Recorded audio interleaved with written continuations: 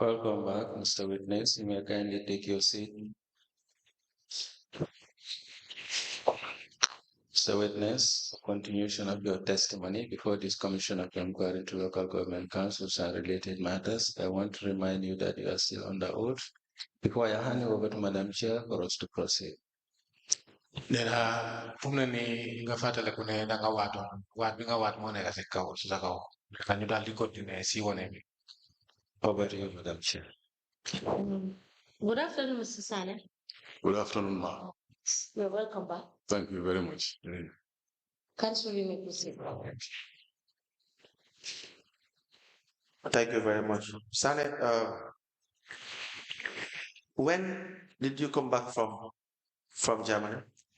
Nena like bi mooy kañ nga bàyyi ko Germany kañ nga ñëw 2017. 2017. Were you here in 2013? Nena 2013 daa yaa ngoon fii Wow, every year maa ngi Gambia. every year ami digal. But you came back finally in 2017. Nena waaye sax ñëwaay bi mooy ñibbi bi finally 2017. Wow. That's correct. How have you gone back since then? Nena depuis 2017 naa musu nga delloo foofu. Did it? No. Is there any reason why? Nena lu tax demaguloo wala demuloo na am na lu tax. Mooy liggéey bi ñu ma jox. waxal ci kaw ñu dégg la. Liggéey bi ñu ma jox. Yes, because of this employment that was given to me.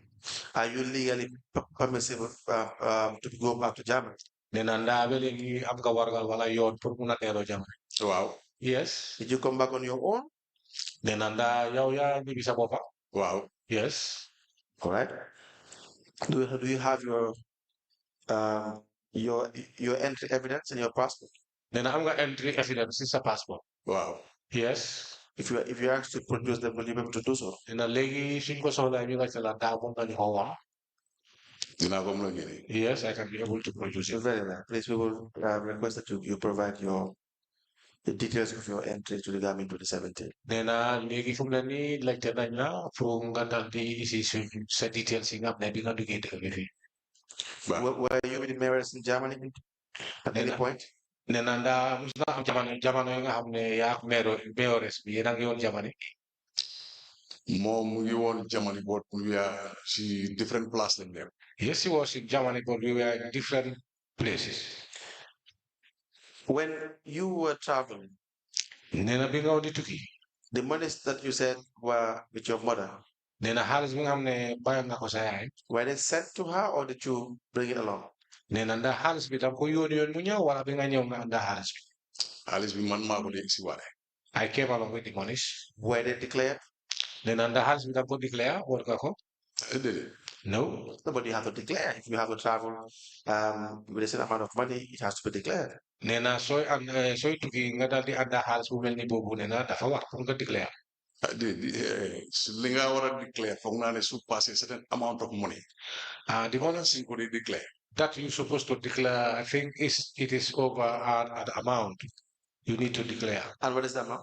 Nena amount mooy njëkk bi mooy ñaata. 10,000 laa di gën a $20,000. 10,000 or 20,000 $1,000 for you to have.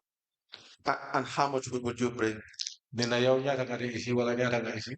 Léegi mooy si wàlle $10,000. Sometimes So euro. I used to bring 10,000 euros. Do you declare that? Yeah, don't go declare. Dama ko dee declare. No, I don't. Why? Because exceeded amount ni.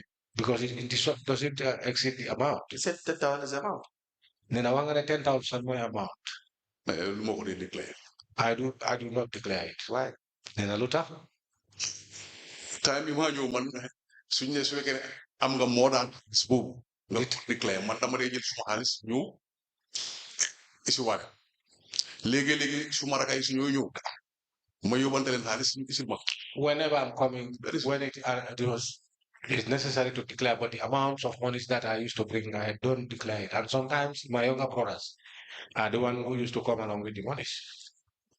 You don't have evidence of giving your sister $2.1 million. Nena yow amulo evidence wala seede bi nga xam ne loolu mooy wone ne danga joxe sa sister lu dem be 2.1 million. That is a fact. Nena loolu dëgg la. aw ma evidence bi. I don't have that evidence. Good. moom ndax mu ne man damaa laajte. I'm just asking. You say I don't have that evidence? Yes. Yes. Mu ne waaw.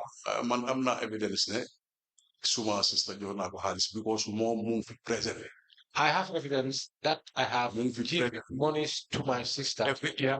She is presently here every day, No, every year every year. mu ngi Gambia She's in the Gambia. te presently maa di sax moom mu ngi fi. And presently, while I'm speaking to you, she is in the country. We don't see documents to that effect. Then I just the documents you. loolu amul lu ban document ci nekk waaye ñoon lebal nit xaalis kooku suma ragal. What documents? She's my sister, my younger sister. She just told me, borrow me monies. Anyone can say that. Then I couldn't come on now. The issue is you were going around with respect to revenue collection, you and Pamulu now. Nena why me nina yow ak Pape Modou Ndaw yena de anda di dem di jëli ay lempo moy revenue ko. And all these huge deposits are self-deposits. They are self-deposits. Nena te xaalis bi nga xam ne da nga ko dee teg sa côté bi nena nekk na self deposit. You are being paid by the area council. Nena te yow dañ la dee fay area council dañ la dee fay. You work in areas where money is being paid. Nena te yow fi nga dee liggéey place bi nga xam ne foofu xaalis moo fa nekk xaalis fa lañ fa dee fay. You cannot substantiate these monies. Nena xaalis bi soo ko mënta leeral wala wane ñu naka la. It should lawfully be confiscated. Nena mun na nekk xaalis bi mun nañ ko teg loxo. Because you're paid. Nena because dañ la dee fay. What? Weer bu nekk. Therefore, you can't have these figures and you can't substantiate them. Nena doo mun a am façon xaalis bi bu tegu ba pare doo mun a leeral wala doo mun a wane di ñi naka. That's how it works. Nena ndaa mbir mi ni la dee doxee. I'm telling you that's how it works. Nena mbir mi ni la dee doxee. Soo mun a leeral mbir mi ni la dee doxee. Lit kan Lead counsel. foog naa ne bi nga ma laaj I think that when you ask fi xaalis bi about these monies, foog naa ne da nga ne 1.2 million ma ne la I think you say 1.2 million. I said 1.2 million. suma account loolu nga ne moo fa nekk sama account. I said that is what is in my account. man ma ne la suma sister maa ko lebal 2.1 million that's I said to you that I credited my sister an amount of 2.1 million. ma ne la mu ngi fi present And I said to you, she is presently in the country. léegi nga ne ma dama dee dem pour collect xaalis man maa ñu paamu doom ma ne Just answer. You don't Now- repeat what I'm saying. Now you say that I used to go to collect revenue with Just answer the questions. then I like You have your own evidence to answer to what my questions. You give your answers. Nena yow soo amee li ngay tontu si kaw moom lu mu wax nena nga tontu. It's not just to sit down and just give us any stories. Nena nekkul ne na nga toog fii ñu ngay wax ñu ay tali wala ay stories. You must prove it. Nena foog nga wone ko. If your sister comes, Nena sa sister su ñëwee. say the same thing. Dina wax the same thing wala ko waxee the same thing. But we need to see evidence of you giving yourself $2.1 million. waaye nekkul ne pour dégg la waaye pour gis la nena pour gis evidence bi nga xam ne 2.1 million dollars. Because there are suspicious transactions. Nena waaye am na loo xam ne ñaaw njort am na si transaction You yooyu. are not a businessman.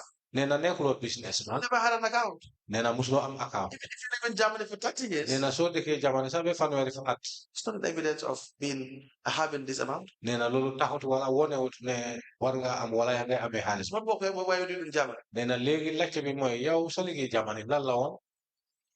man Germany mi jamono. liggéey naa Mercedes company I work with the Mercedes-Benz company and they pay a very good salary. and they paid a very good salary. What is a very good salary? Nena luy very good salary. By then dañ la dee fay ba 5,000 Dutch marks. By at that time, 6,000 Dutch marks. by then you used to pay you 6,000 Deutsche Mark monthly. How are you paid? Nena naka nga dee fee. loolu dañ koo fay si sa account. They pay to your account. Can you provide the period? Nena naa ko provide. nekk nii no, I cannot be able to provide. loolu kay naa jamono pour mu ne naa ko mën a provide. If I tell you that I like Japanese, so if I tell you I can be able to provide. So that's the problem. Nena li mooy kuti bi. You can even say you were working with Facebook. You can even say you were working with the Dutch Parliament. Nena soo ne saa ngay liggéey ak Dutch Parliament sax. But the point is you must prove it. Nena fii pour nga leeral rek. li ma wax mooy. What I'm saying is that su fekkoon ne dellu naa Germany dinaa la mën a provide dinaa la mën a provide. hadn't I have been back to Germany, I can be able to prove this to you. moom laa di I can provide it because gis nga lii situation bi lii question. I can be able to provide it. You see the situation now. sorry.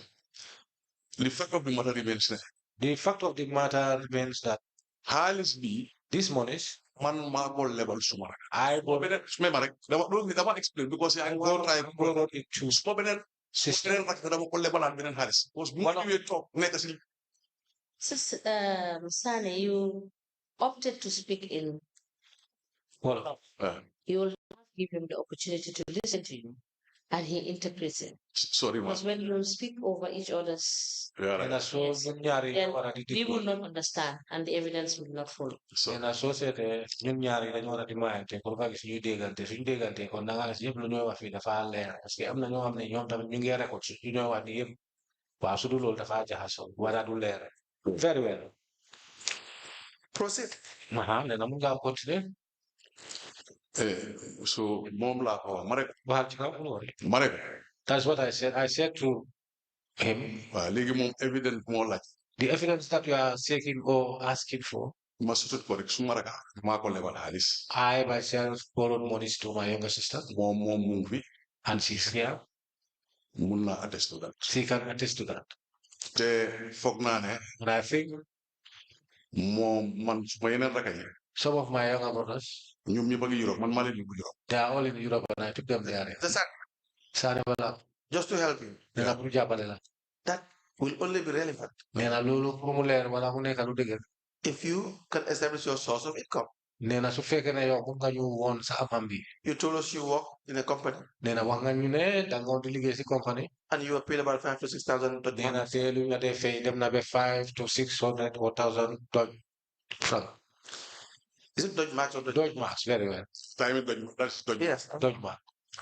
Now, it's a company. Nena léegi woo nañu ko nga leeral parce que compagnie la woon wala compagnie la.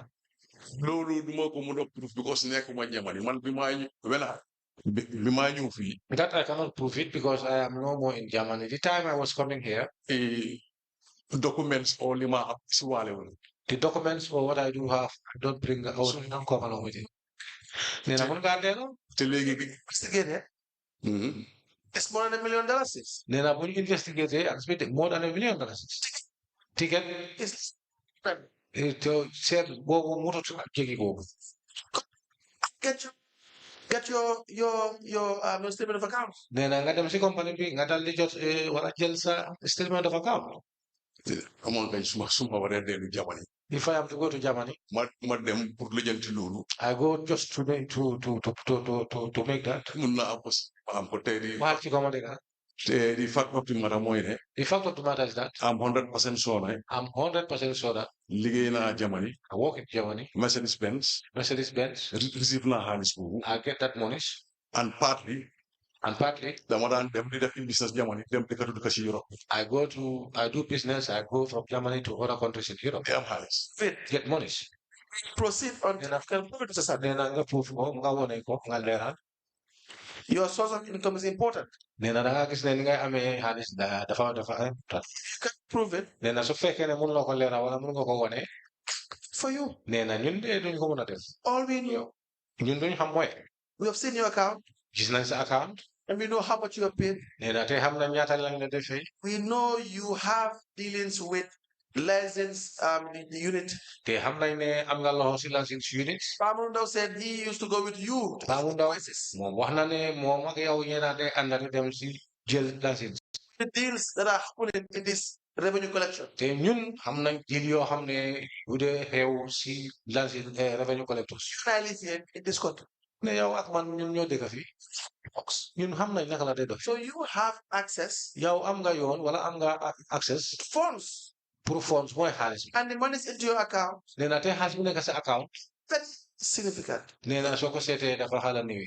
proof of funds. Nee na léegi dëgg wala du dëgg. You can't prove it. Nee na su fekkee ne doo ko mën a leeral. We recommend you pay. Nee na kon lu ñooy recommend mooy pour nga fay. That's it. Nee na mbir mi nii la de. The commissioners. Nee na commissioners nga fay. ma ne li ma wax mooy What I'm saying here is that suma xaalis man maa ma am réew ma fenn Germany laa ñëw isi suma xaalis I own my monies from Germany. How many people with these monies? How many properties do you have? How many compounds? Nee na ñaata kër nga am. maa ngi am benn kër ak ñaar ak benn land bu ñuul ak benn kër Yaa ngi am benn kër Sukuta Salaj. I have a property at Sukuta Salani. Go ahead. Ak Gunjur Berending. Gunjur Berending. How many vehicles? Nyata moto? Bena. One. What make? Nena ban mark? Toyota. Toyota. Pick up. Did you purchase that vehicle? Nena dan ko jënd moto boobu. Déedéet boobu moom jënd ko. No, I don't. Is it yours? Nena suppose na. Boobu Rohey Malick Lowe Women and Youth Empowerment initiative moo ko jënda. Rohey Malick Lowe Women and Youth Empowerment Initiative. It's an initiative. Women Empowerment Initiative. Who has a woman empowerment initiative? Nena Malick Lowe, Rohey Malick Lowe am na Women Empowerment Initiative. Wow. Yes. Is that Rafela? Nena nga ko mooy Rafena. Déedéet. No. That's different from Rafela. Nena boobu ute na ak Rafena. Ute naa rafet. Yes. So who purchased it? Nena kat moo ko jëndoon. Initiative bi moom moo ko jënda. The initiative bought it. Is it not bought from funds of council? Nena mbaa du xaalis council lañ ko jël ñu lañ jël ñu jënd moto moom. Déedéet. No. What is the name of the initiative? Nena initiative boobu naka la tudda? Rohey Malick Lowe Women and Girls Empowerment Initiative. Rohey Malick Lowe Women and Girls Empowerment Initiative. Is it registered? Nena dañ ko register. La register nañ ko. Yes. What is your role there? Nena yow la mooy sa rôle foofu. Man maay chairman. I am the chairman. How was it purchased by the empowerment? Nena moto bi naka lañ ko jëndee empowerment bi naka lañ ko jëndoon. Empowerment bi moom moo ko jënda through Fana bank transfer. The empowerment bought it, I think, through bank transfer. Can you provide us with the evidence? Nena mbaa mënu nga ñu leeral wala jox ñu evidence boobu. Well, I asked the mayor. Yes, I will do that. Ci account buñ ko jëndee. The account that they bought it from. Because the information we have had, Nena ñun xibaar bu ñu ak fii mooy. it is purchased from the funds of council. Nena xaalis council lañ jënd ñu dal di jënd moto boobu. Déedéet because No, because man ci li ma lifin foog naa am na kayit su fekkee ne loolu lañ ko wax.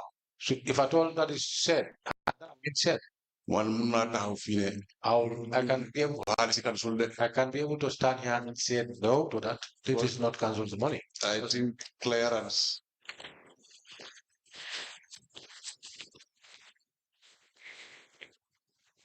Document, sorry.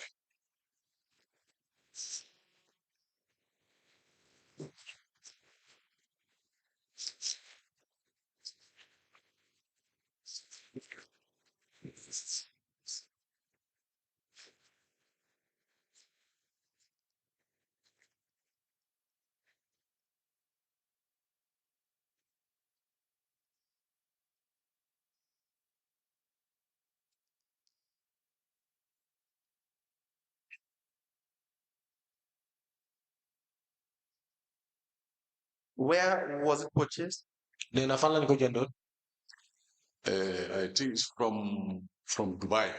I think it's from Dubai. It was purchased directly from Dubai or through an agent? They bought it. They purchased it through Dubai or it was through an agent. It's a duty waiver. This is a duty. Nena la directly from Dubai wala dafa am agent.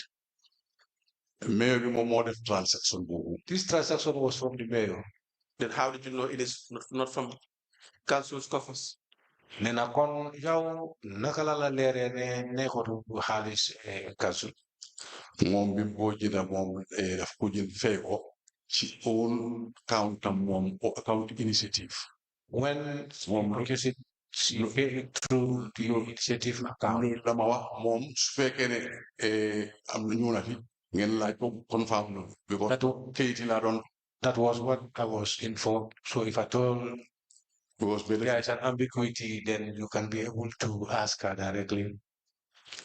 Let's see. benn wéefa bi laa amee nii sax. I have one duty wave. How many vehicles were purchased? ñaar. 2. One for you. Nena benn pour yow la. And the other? Beneen bi pour moom. for her.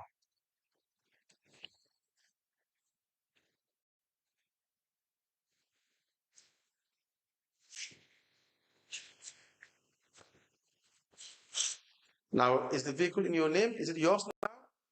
No, nena kon moto bi sa tur la nekk sa bos la. moto bi nekkagul suma tur rek. Man No. insurance bi rek a nekk suma tur waaye moto bi si turi initiative bi la nekk. The vehicle is not in my name, it's in the name of the initiative. My name is only on the insurance. Very well. The last issue, we will look into that, is Alim Sonko. You know Alim Sonko?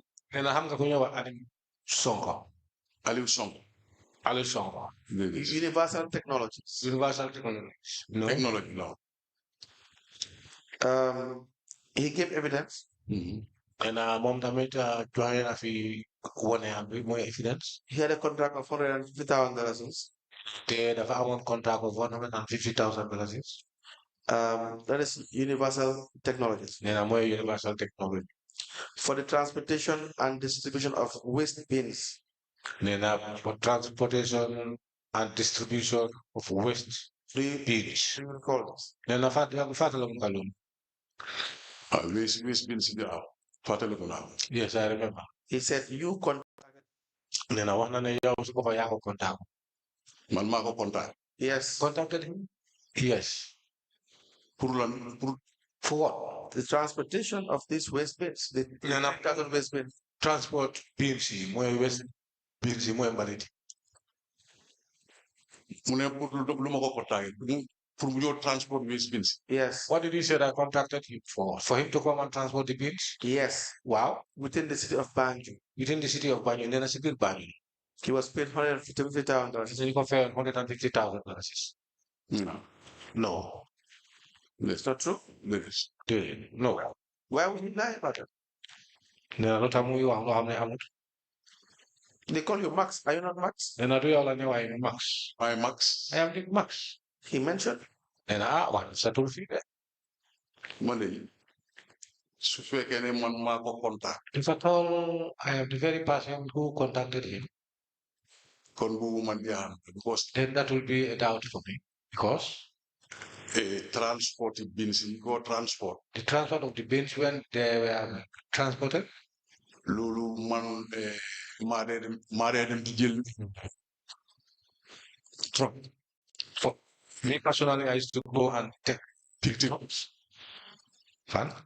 ñu ñëw waaw ñu ñëw distribute bin si. Come and distribute the bins. Suñ paree After that, camera fekk. Kamala will pay. Kamala will pay who?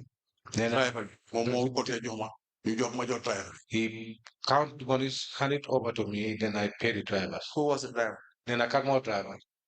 Pictin la dee nekk. He used to stay at Pictic. Why did you not allow procurement to conduct that? Nena lu tax nanguwuloo wala jox la yoon procurement pour ñu def seen liggéey loolu mooy seen. Boobu moom That is boobu c'est mistake. for that, yeah, it's a mistake. How is it a mistake? Nena naka la loolu nekkee mistake. You didn't know that there was a procurement department. Nena ndax yow sa boppam booba xamuloo woon ne procurement mu ngi dunda. Ah kañ. Yes, I do. So why you don't allow them to do that? Nena kon lu tax nanguwuloo pour ñooñu ñu def seen yoon liggéey. Ah boobu moom mistake la rek. That was a mistake. ma dem rek ut kenn rek. I just went Mos ma ne ko kaay ñu dimbale ñu transport find the driver, bin si. talk to him and say, come let us transport the bins. How much did you pay the driver? Nena ñaata nga fayoon driver bi. Driver bi kooku dañ ko dee fay ñun dañ demoon moom foog na 10 days. Dañ ko dee fay every day for na 10,000. I used to go with driver for almost 10 days, and I think every day he was paid 10,000. So the driver was paid $100,000 altogether. Then I con yep, the job segment for driver them na be 100,000. Yes. Where is the retirement? Then another retirement fee. Loolu retirement bi si Camara la Camara moom moo maa jox ba pare ñu ñëw bi la ko moom But moo I think it will be with Kamara because she used to count the monies, hand it over to me, and went back and just write it down. Did you retire? Then I only done the retirement. waaw man su ma ñëwee naa ko bi ma ne ko fay nañ driver bi. Yes. Whenever I come back, I write and I say to him that I have paid the driver. Listen, you do not retire. Then I will retire. You do not retire. Then I retire alone. You don't have time to retire. Then I'm not just going to That was not the culture. Then I lolo do on wala nekot lolo moy culture bi. Then I lu tax ngay retire. Su fekkee ne jox na ma xaalis ma fay driver bi damaa ñëw ne ko driver bi jox naa ko 10,000 mu ne ma waaw moom mu bind ko Whenever he sama rasi ko moom moo amee says 10,000, I take the money, hand it over to the driver, and I came back, inform him that I have paid the driver $10,000. Then he jotted it down. Does the driver issue with a receipt? Then and that driver will definitely jot. no definitely but will soon No. Will he sign any value to indicate the receipt of the amount? Then and that they side who want and jot my hand. No. boobu moom moo doon xam I will just hand over the money to him. So you did not retire? Then I can more retire. Because you have no evidence of payment. Then because say this pop up, I'm no evidence. boobu moom Yes, that is definitely true. So $100,000 was given to you, Then 100,000 to nine now. but no one knows whether you paid the money Then I can't have it. I fair or I did. because there's Then I pass evidence. evidence ne ko fa waaye to be honest speaking driver bi fay naa ko because suñu évalué paani mbalit bi ñu liggéeyloo ko suba ba ngoon te fayuñ ko problème obviously moom fay naa ko True. evidence moom amu ci wax dëgg yàlla amu ci waaye man am very sorry honestly fay naa There is no evidence, but definitely the dance happening because you cannot take the drive for taking this bills, distributing them without paying him. you are You have a problem. I paid him. the advisor of council. Then advise and counsel. And if you can do this, Then I saw me definitely. then how about this? Then I continue this now. How about the junior ones? Then I only got the job next summer. If you cannot account for monies given to you, Then I has been on the job na komun lo ko da. how about the juniors? Then I yun daw iwan na next summer. You think that was proper? Then I ba fo kana lo yun na. boobu mistake la moom That was a mistake. definitely because moom wax dëgg yàlla naa am voucher Truly speaking, I should have a voucher. Payments that are not accounted for, the law says you will be responsible. Then I has become the local level. Then I learn more. The won't sabo pala na ikare. Do you understand? Then I learn. Do you understand? I learn. Yes, I do. Do you accept it is fair? Then I nango ngere na yor. Yes. Fine.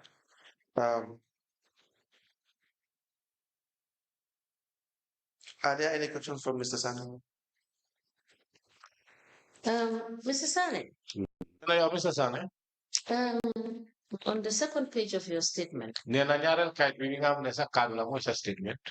you have said that you helped in the revenue collection at the market. You were overseeing the markets on revenue collection and the trade license. Then I wax nga fi ne neka nga ko xamne da nga di jappale te neka nga oversee si marché bi ak license. Now, for the markets, Nena legi ñu door ngum si marché bi. you have not indicated to us what improvements you made in revenue collection at the markets. Nena te be legi de yow leral lo ñu wala wax lo ñu ban improvement def si marché. In terms of the amounts being collected by the collectors in the market. Nena moy lepp bi nga xamne da ngeen ko day jot wala ko day jot si marché bi. We have seen you have made a comparison. Nena Trade license. Nena gis na fi def nga comparison si trade license tamit. Yes. What you did when you were overseeing the markets. Nena legi dañu bëgg nga leral ñu wala nga wax ñu lo def bi nga nekké overseeing si marché bi. waaw moom fi si marché bi Yes, at the market. boobu moom laa ne bi ma faa ñëw When I was coming or I came there, 6 million moom la gaay daan am annually they used to collect the baseline was 6 million annually. gaay bi ñu ñëwee improvement am na But when we came, there was an improvement. dem nañ to almost 10 million We went higher up to baseline of 10 million. So the 2019 activity was towards revenue collected at the market, not trade license. Then at 2019, boobu dafa nekkoon si mbiri marché bi waaye nekkutoon trade license. Wow. Yes. It must have been a- It was at the market.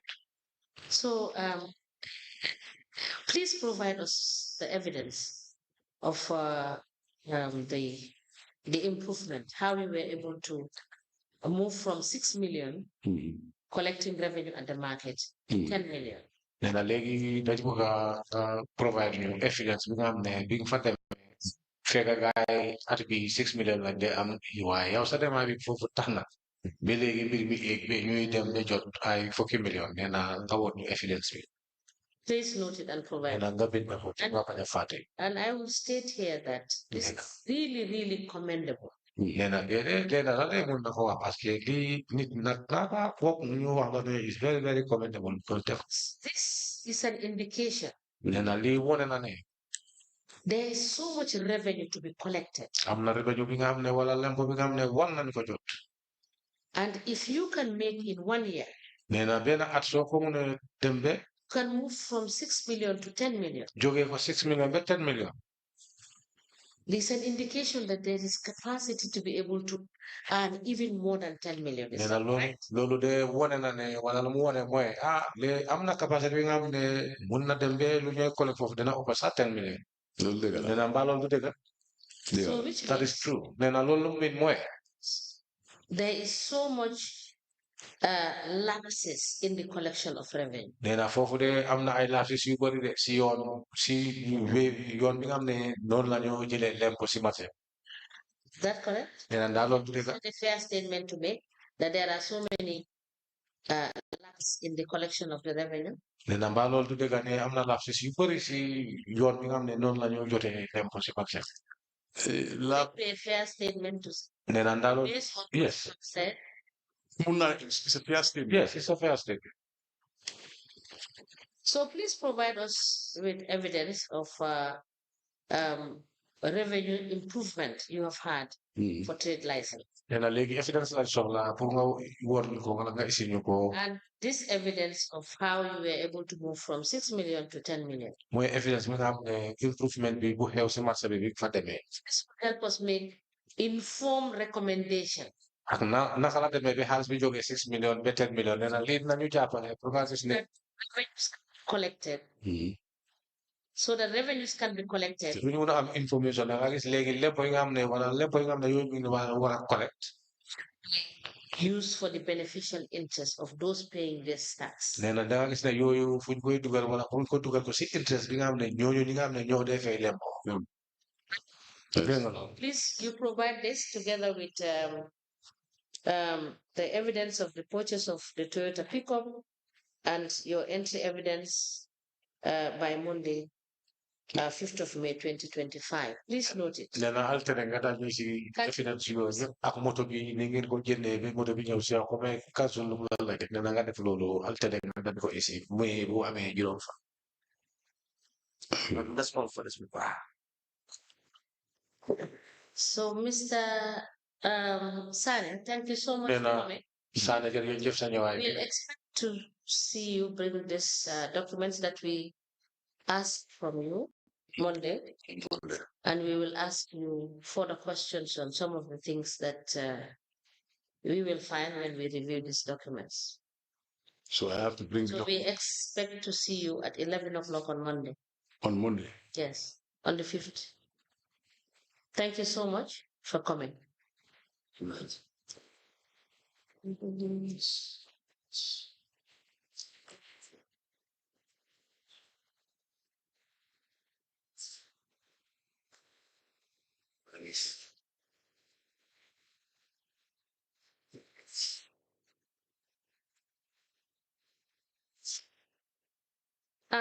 Just sorry, before you leave, Mr. Sanneh, Yes. how many allowances were you receiving from council? nee na bi nga nekkee council allowances ñaata allowance nga ne la yow Because we have evidence of the number of allowances you receive. parce que am nañ fi ay Just to confirm. numbers yi nga xam ne allowance yi nga day jot mu ne pour leeral Allowances. I receive allowances from my overseeing allowance. I used to have my overseeing allowance ñaata la It was $3,000. $3,000 Yes. And I also received allowance from the EU project. Yes, that was how much? Initially, it was 12,000. Yes. And it was moved to how much? It was 7,000, I think, and then it moved to 12,000. And then from 12,000 to what amount? Well, last that I don't, maybe I check up it because what I put it. How much was the final allowance you were receiving? Do you have the evidence? I just want to confirm from you. Yeah, because If you forget, yeah, also provide all the allowances that you've been paid. I checked Yes. Please provide all the allowances for that. us. I checked it.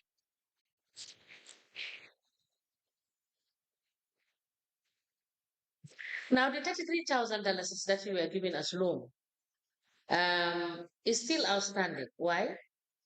No, I've already paid it. Please provide the evidence.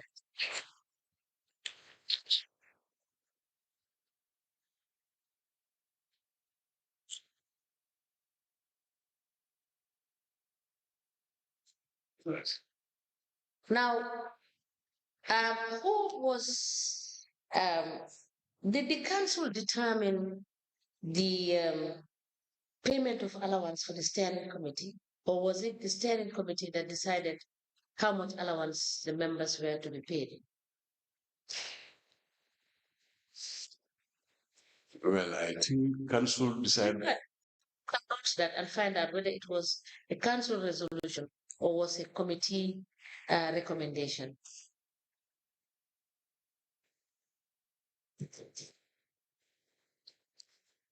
Yes. Yes, it's one question.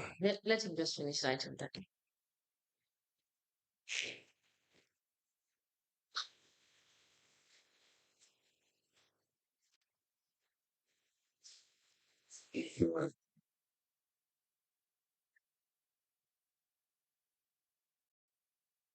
Okay. Yes, Sanneh, just one or two quick questions. When did you give your sister the 1.2 million? Then 1.2 million. Kani nga ko jubot sa sister? Kani nga ko lego 2018. 2018. And your other brothers? Then sa yanan brother sa kay 2019, did you give any loan to anyone in 2019 da am nga king am na ko am na ko lego halis. ñoom dama dee lebal kenn ki xaalis kooku lebal 100,000. In 2019, did you give any of your siblings any loan? Then I think 2019 da am nga king ko king nga yo halis wala level halis 2019. Did it? No. 2020. Did it? No. 2021? 2021. Did it? No. So it's stuck at 2018. Then 2018. Yes. Why is that? Then I don't foofu la leen soba rek ebul la lebal mu jeex. That is where I stopped. I cannot be able to borrow them until I am bankrupt. But you still had your own private funds. Then I will have some private fund. Yes. And in 2019, how much did you have your mother? Then 2019, nyata nga amount is 2019. 2019. noonu suma amee man bu su ma ñëwee dama dee téye suma xaalis. No, I don't owe my mother. Whenever I come, I just take my money or get my money from. 2019, you were keeping your money by yourself. Then upon 2019, ako many legi say I did to sa hands. Yeah, we have to take us upon. maa ngi amee 1.3 sama ko amee. I was having 1.3. Exactly. 2020? 2020. How much were Nyata nga amount. bu fekkee nag maa ko dugal suma kër maa ngi suñ ma jëlee suma xaalis maa ngi dugal suma kër yi. At that time, I invest the money in my property or compound. Whenever I get money, I just put it in the compound. 2021? 2021. yëpp suma xaalis moom boobu deseetuma dara. Dégg ma ne boobu deseetuma dara. At that time, I don't left with anything. When did you get this 3,000 loan? The loan from the EU project. When was it issued to you? The loan from the EU project. I cannot remember exactly why I recall. It was before Tubaski. I cannot remember exactly But that year. Which year? Which the year I cannot recall exactly. I cannot recall the year exactly, but it was before Thomas. When did you join the EU project? Nena kanga boka si EU project In the steering committee? in the steering committee From the inception. from the inception. When was the inception? Nena kanya mo on inception 2020, I think. Yes. 2020, I think. 2020. When I when to start. Yes, I think that's the time. Steering committee, yes. Why did you have to take a loan of 30,000? Nena lutanga jello. Why not? Nena Why? ame sa halis. Wow, in the steering committee members, they all decided, let's take 33,000. We paid at the period of the time we find every month. So, Then, this was an agreement from the steering committee that let us take an amount of borrowed monies of about 33,000 that we can be able to pay before the end period. You already have money with you. Then why pelegi bova yang ya besa halis. So why would you had more than $1 million in your account? Why would you have to take a loan? Then ate linga ame pase na 1 million na luta hanga dal dilem. suñ su fekkee maa ngi amee xaalis loolu xëy na maa ngi ko doon ñu ne ma ñu ngi laa lebal. If I have monies and I was told that I will be credited borrowed monies, yes. You have 1 point something million and they will give 30,000 as loan. Does that make sense to you? Then I have 1.3 million. You don't level halis. Then 1 point something million. 1 point something million. waaw ñu lebal ma ñu ko lebal dinaa ko fay kañ dama ko jël. Yes. If they borrow this to me and they believe that I will pay, I will take it. Sense. And I was supposed to say the loan will sense. Need it.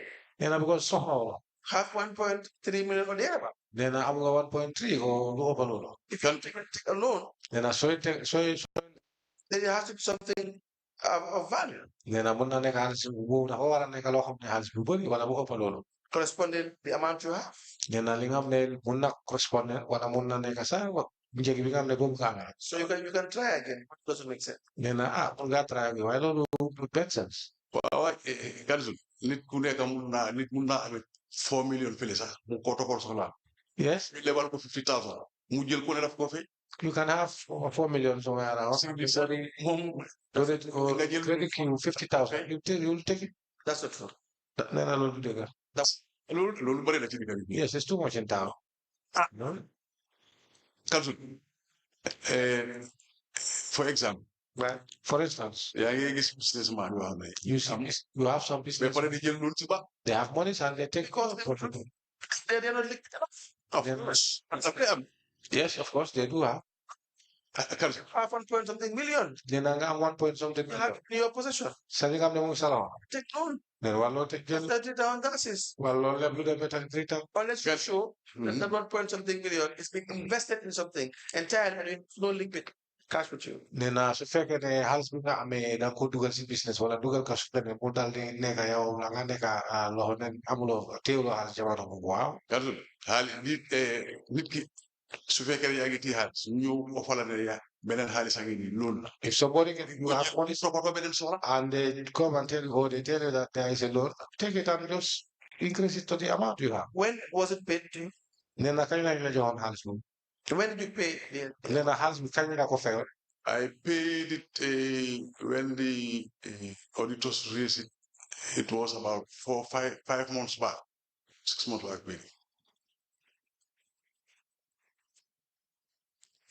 why did you what was your role in the steering committee?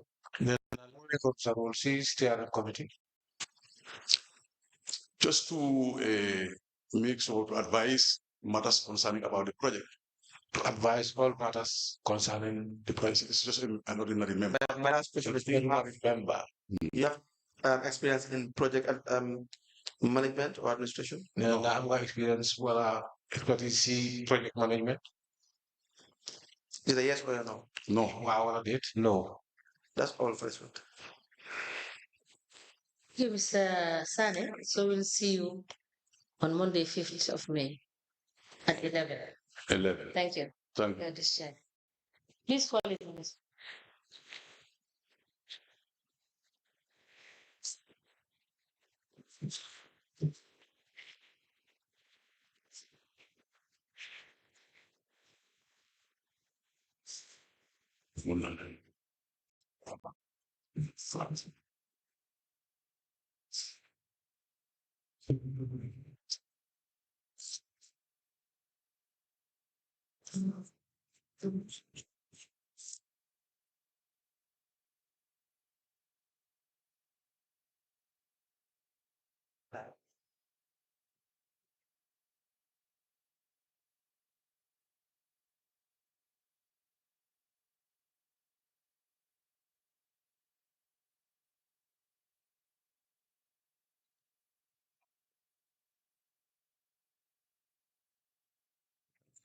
Madam Witness, can you stand here? Face that camera. Welcome to this Commission of Inquiry into Local Government Councils and related matters. Madam Witness, in which language do you wish to make your testimony? Affirmation. No. Can you hear? In which language do you wish to make your testimony? All of praise. What is your religion? Muslim. Do you wish to swear by the Holy Quran or make an affirmation? Affirmation. Madam Chair, the witness wishes to make an affirmation. Okay, raise your right hand up, and then repeat after me. I. Can you please interpret? Very well. I. Man. Haddijatou Pen. Haddijatou Pen. Do solemnly and sincerely. Nena mangewati. Mangewatne. And truly declare that. Nena telumanyo wafib na negativa. Telema wahib na The negative. evidence. Nena wana bigam nebo like the fee. I shall give. Shall be. Nena nega. The truth. Diga. The whole truth. Digare. And nothing but the truth. Diga. Thank you. You may be kindly seated. Madam Chair, the witness is sworn. To have the honor to hand over the witness to you. For us to proceed.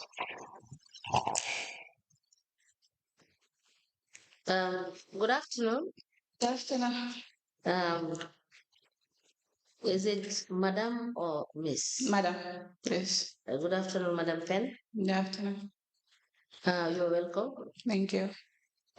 Council, you may proceed. Yes. What is your name? Haddijatou Pen. Haddijatou Pen. Your address? Sanyan Village. Fodega. Sanyan Village. Sanyan Village. Your educational background? Nena sajanga before though. That was comprehensive high school. I graduated 2022. I graduated 2001. 2001. I graduated from Dawes Comprehensive High School. Graduated from Dow Comprehensive School in 2001. Senior secondary school living certificate. I have a senior secondary school certificate. 2003. 2003. I attended MDI. I attended MDI. On my study management. I studied management. From there, 2007. 2007. I attended Inside Training. Attended Inside Training. Where I did my CAT level 1 and 2. Where I did my CAT level 1 and 2. CAT C level 1 and 2. That's all. We will give you a statement. Please go through it and confirm whether that's your statement obtained from you by the investigator. Okay. Then a legi nañ la jox sa statement nga de set na sa statement la wala det.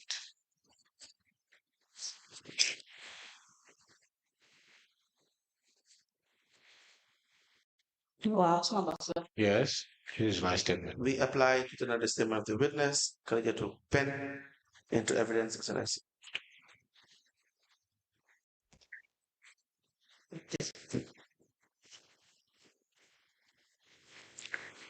The statement dated the 25th of September 2023 and the additional statement dated the 16th of December 2024, both admitted together as exhibiting evidence and their marked as LVC/BCC/HV/Z01. As the Commission President. You work for the BCC? Wow. Yes. When were you employed? February 2019 or March 2019. I'm not too sure. 2019 March. 2019, in the month of March. Do you have your appointment letter? Then I was appointment letter. Bima tuhu dama ko riral, dama ko misplace, so how ma exactly fan la neka? Yes, I misplaced it, so I can't tell exactly where it is. Now you were the senior accounts officer. Then I go for senior account officer. Yeah, active. Active. Yes, and the period Then that you acted? Active. period being act. Okay, I guess it was 2021. 2021. Yes. For how long? Then Nyata act. Yaga na fabala interdiction de mang fabete. I was there before the interdiction. Okay. What what was your role as the senior accounts officer? Then lan mo nekon sa role as the senior accounting officer. Ma ame one cash book be. I was responsible for the cash book. But cash book be mo ko ame 2023 len mako jox. But this cash book was given to me in the year 2023. Bala 2023 bi mang don liggéey payroll bi.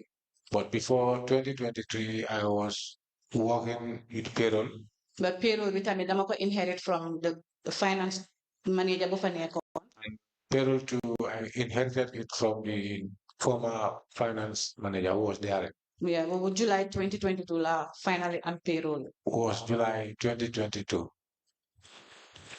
Now, when you were interdicted, did you hand over the cash book? Then I will make the detail that I hand over cash book. Come again? Did you hand over the cash? Then a cash book won't be on that and go hand over one. Ban cash book 2023. Which cash book? 2023 cash book? Yes. Yes. Well, I nekkut on in a printout form. Dafa nekkoon si system bi rek. Yes. It was not in a printout form. It was just in the system. Very well. We also have the issue of a loan register. Then I'm not issue to loan register. That you were overseeing. Oversee. How does it work? Then alone nakala Mr. Drame balam don dem. Before the departure of Mr. Drame. Yes. Bim ma hand over payroll bi. When he was handing over the payroll to me. Parce que payroll bi dafa include part salary. Because the payroll includes part salary. Ak loan si. And loans. So loan la ame loan register. That is how I acquired the register. Now, who was authorizing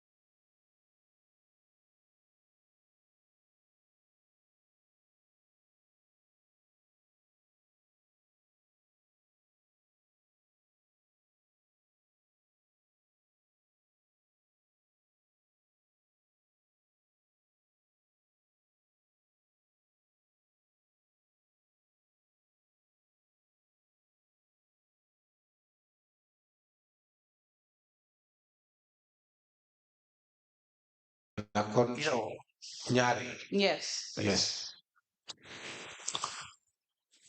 Now we have in your statement.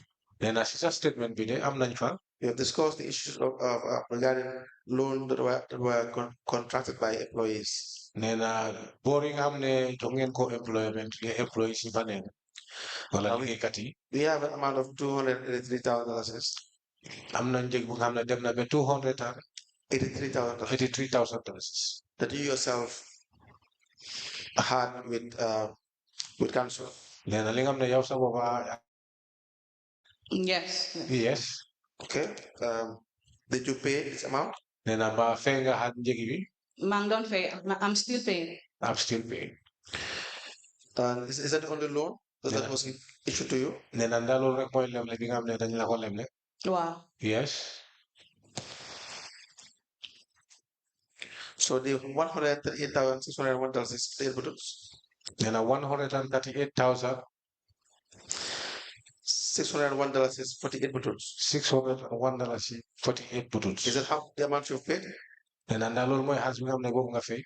Wow. At the time, the man defar suma statement with loan Yes. At the time when I was preparing this statement, that was the amount paid. Why, as of September last year? As of September last year, Suma loan balance is 89,333. my loan balance is 333. 333. Yeah. Now, were you required to have any guarantors or any form of collateral in approving this loan?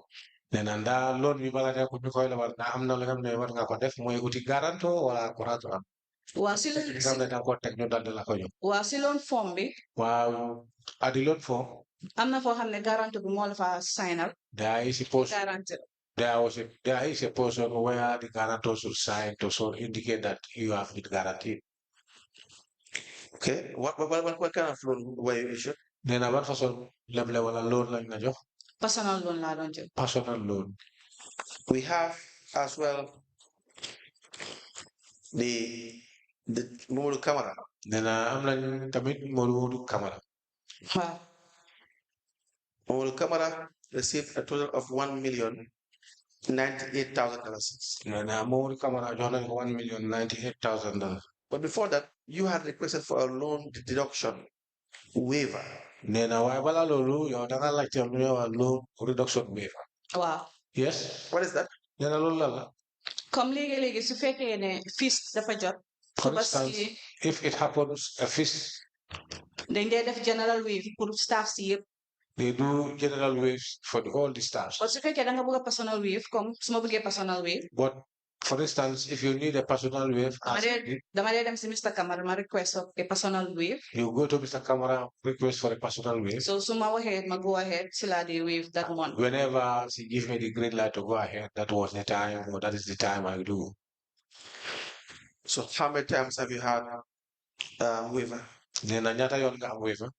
Mënuma recall exactly, but xëy na si at bi dinaa dee jël 3 times or twice. I cannot remember exactly, but I know during the year I took it for 2 or 3 times. So you were in charge of preparing the salary vouchers. Nena yow yaa nekkoon koo xam ne dang dee prepare wala dang dee defar salary vouchers. Waa dama ko daan defar. Yes, I used to prepare it before. But then after dama ko hand over to Miss Horaja Kurbari, moo dee defar vouchers. Later, I handed it over to Horaja Kurbari, who used to prepare them. When you were taking this loan, you were aware you have to pay it every month. Nena bi nga on di jot lo wala bi nga on di jël xaalis bi yëg nga ne da nga war a fay xaalis bi weer bu nekk. Wow. Yes. So why was there the need to have the salary waiver? Nena lu tax nga ti dugal salary reduction waiver. Honestly, I have no excuse for that. It was just, the am time boo xam ne suma salary bi du daan suma net pay bi was very bad because loan suma am ak part salary yu ma am. So léegi ma am emergency si laa dee jël dem apply for a waiver. Yeah, it depends at the time. My salary was not very good and I have loans that I was paying. So sometimes when I have constraints at the time, I do apply for waiver. How much were you deducted every month? Nena weer bu nekk ñaata lañ dee toog si sa wala ñaata lañ dee génne si sa fay bi. For this, legi 4,000 It depends. plus. Sometimes 4,000 plus. And how much do you take home Nena ñaata nga dee yóbbu kër. before the deductions? Before the deduction. Before balaa ñu commencé di dog ñaata nga dee yóbbu kër. Right now, 12 or 11. I think 12 or 11. Right. Now we have the director of finance and also $1,098,000. Nena am nañ director of finance 1,112. $1,098,000. $1,098,000. Okay. And was this paid? Nena na fay na. Don't pay. He was paid. How was it approved? Is it also approved in the normal way by the CEO? Yeah. Naka lañ ko prouvé na dañ ko yóbbu ci normal way ci CEO. Yes, the same Yes. procedure. The same procedure. Is it a one-time loan for several applications granted by the CEO? Nena nda bera yoon one time loan wala dafa nekk several applications yi nga xam ne bind ngeen ko ci CEO. It wasn't a one-time loan, several applications. Several applications. Okay. All right. Any questions?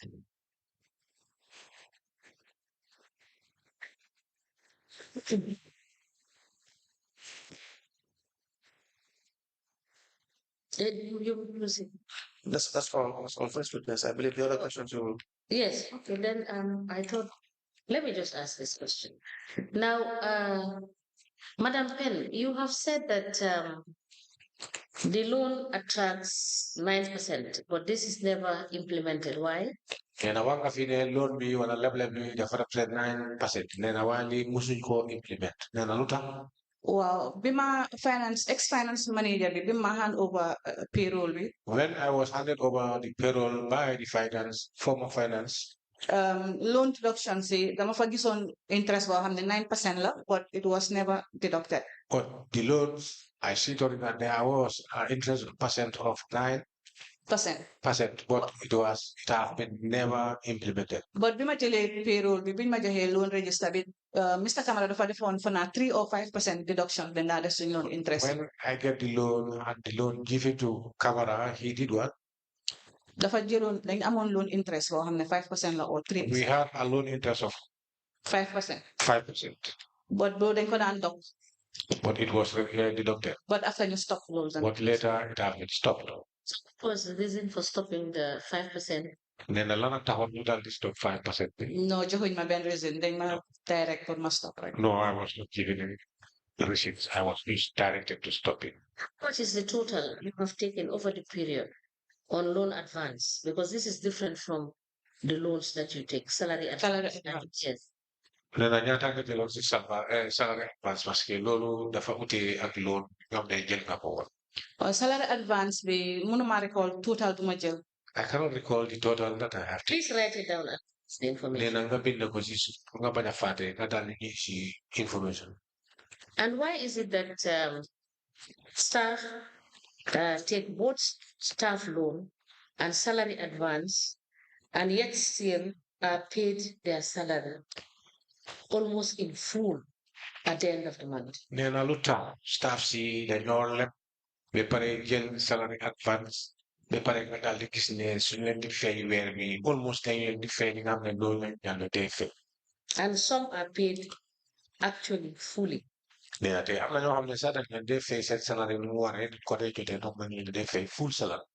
They would not have been given a waiver because there's nothing written anywhere to show that they were given a waiver Nena te so not to deduct the loan, nena te the salary advance. soo ko seetee nena amul Because these are not written anywhere. Yeah. It's all verbal. Is that correct? Yes. nena soo ko seetee amul Why is that the case?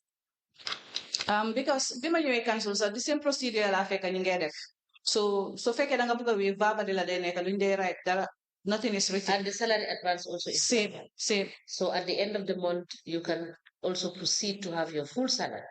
Because nena te that's weer bi su dee tamit ñu daal di la fay full salary. Waaw su fekkee wave apply moom dañ dee def deductions. Yes, of course. If at all you apply for waive, yes, you can get your salary fully. But if at all there is no waive, then Madam Penn, there is no record showing. What the record shows is that salaries are paid when there has been advances paid on salary when there has been loan taken against that one salary. Nena lu leen fii lu ñu wone mooy salary bi gars yi dañ leen dee fay seen weer fekka o balaa ñu fay la yow leb nga te amuloo benn wéef te salary advance tamit jël nga ko amuloo benn wéef ci suñu ko fekk fi nga xam ne dañ ko bindal waaye ba léegi ñu ngi laa fay full salary. And this, your salary statement at your bank shows that salary has been paid to the staff. Nena te soo seetee salary statements from the bank yooyu mu ngi wane ne staff yi dañ leen di fay salary. Well, loolu dëgg la waaye moo tax loolu laa wax comme wéef bi su fekkee it's not written. That is what I have. Or verbally said. Doo mën a justify ne boobu moom mënuma ko justify sax because dañ ko dee wax verbally nii rek so deductions rek dee dem on waaye su fekkee wéef applying ko dama dee make sure deductions yëpp dem na dañ dee deduct everything. Yes, that's not what I said because waves are always said verbally. So if at all it is written, yes, I can to deduct, but without written verbally, then things go like that. But do you think this practice that was that you were implementing is correct? The number for in the back of your mind that this is taxpayers' money that you people were using anyhow? The number for when you want to get yelled at the door, that you want me to follow up. So by as a hell, hands me up, they begin lady from the yep, the family has you get see low the am they know they fail like There is that old one. It's no, not, that is not. It's not done. It's not right. It's not correct and it's not right. And do you think you will have proper and correct records, given the fact that these waivers and salary advance is never written anywhere? Do you think when it comes to reconciliation, you will be able to do a proper and a correct reconciliation of what staffs have taken over the period? The number for ngane so ñu pour def reconciliation bi da mbir mi mun na jub mun na nekk loo xam ne lu jub la parce que société am na yoo xam ne ñu leb xaalis bi ba pare am na ñoo xam ne dañ jël salary advance ba pare amul benn weefa bi nga xam ne jot nañ ko wala bind nañ ko ba pare ñu ngi leen di fay xaalis te na sooy def reconciliation bi mbaa affaire bi dana tali. Okay, so if you can def they apply for a waive. For instance, if no, Madam Pen, I'm just saying. Whether you think or whether it will not be correct to infer that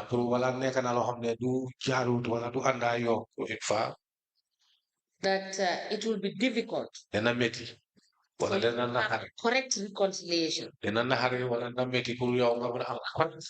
monies. Reconciliation account has which is given as loan or a salary advance. No, they got a reconciliation the mom didn't have. This is true. The reconciliation will be difficult. So, Madam Pen, provide us with this information tomorrow. If we have any need for you to come back and clarify any issue, we will call you.